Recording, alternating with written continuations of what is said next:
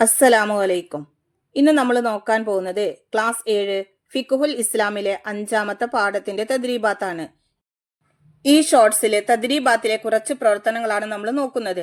ഇതിലെ മുഴുവൻ പ്രവർത്തനങ്ങളും നിങ്ങൾക്ക് വീഡിയോയിൽ ലഭിക്കുന്നതാണ്. നോക്കൂ, തദ്രീബാത്തിലെ 1-ാമത്തെ പ്രവർത്തനം നുജീബു ബികലിമത്തിൻ വാഹിദ, ഒറ്റ വാക്കിൽ ഉത്തരമെഴുതുക. 1. രോഗിയെ സന്ദർശിക്കൽ ഓർമ്മിപ്പിക്കും. എന്തിനെ? ഉത്തരം പരലോകത്തെ. 2. രോഗം വന്നാൽ ചികിത്സിക്കുന്നതിന്റെ വിധി എന്ത്? ഉത്തരം സുന്നത്ത്. 3.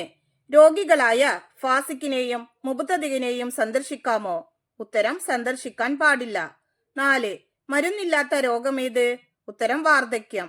5. രോഗികളെ സന്ദർശിക്കരുത്. എപ്പോൾ? ഉത്തരം വിലക്കുണ്ടെങ്കിൽ.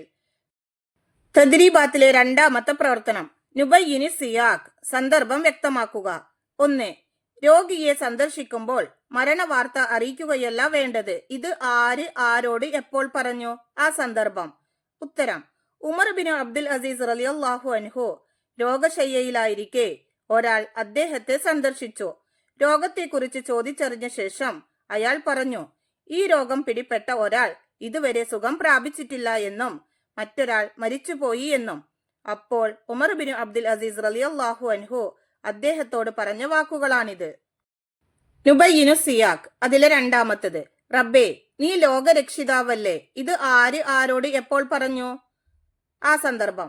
അല്ലാഹു തആല ഖിയാമത്ത് നാളിൽ ചോദിക്കും, ഏ മനുഷ്യ, ഞാൻ രോഗിയായി, നീ എന്നെ സന്ദർശിച്ചില്ല എന്ന്. അപ്പോൾ അവൻ അള്ളാഹുവിനോട് ചോദിക്കുന്ന വാക്കുകളാണിത്. 3-ാമത്തത്. നീ ഹൃദയവേദന അനുഭവിക്കുന്നവനാണ്. ഈ സന്ദർഭം വ്യക്തമാക്കുക. സഅദ് ബിൻ അബി വക്കാസ് റളിയല്ലാഹു അൻഹു പറയുന്നു, ഞാൻ രോഗിയായപ്പോൾ നബി സല്ലല്ലാഹു അലൈഹി വസല്ലമ എന്നെ സന്ദർശിച്ചു. അവിടുത്തെ കൈ എന്റെ നെഞ്ചിൽ വെച്ചു. ഞാൻ അതിന്റെ തണുപ്പ് ആസ്വദിക്കുകയും ചെയ്തു. അപ്പോൾ നബി സല്ലല്ലാഹു അലൈഹി വസല്ലമ അദ്ദേഹത്തോട് പറഞ്ഞ വാക്കുകളാണിത്. തദ്രീബാത്തിലെ 3-ാമത്തെ പ്രവർത്തനം നുജീബ്, ഉത്തരമെഴുതാനുള്ളതാണ്. 1. രോഗിയുടെ അടുത്ത് വെച്ച് 7 തവണ ചൊല്ലൽ സുന്നത്തുള്ള ദുആ ഏത്? ഉത്തരം അസ്അലുല്ലാഹൽ അലീമ റബ്ബൽ അർശിൽ അലീമി അയ്യഷ്ഫീക. 2. മരണാസന്നനായ രോഗിയെ സന്ദർശിക്കുന്നവൻ എന്തു ചെയ്യണം? ഉത്തരം രോഗി മരണാസന്നനാണെങ്കിൽ കടങ്ങളും മറ്റു ഹക്കുകളും വീട്ടാൻ ഓർമ്മിപ്പിക്കുകയും തൗബയ്ക്കും വസീയത്തിനും പ്രേരിപ്പിക്കുകയും വേണം. ഇതിലെ ബാക്കി പ്രവർത്തനങ്ങൾ നിങ്ങൾക്ക് വീഡിയോയിൽ ലഭിക്കുന്നതാണ് ഇൻഷാ അല്ലാഹ്.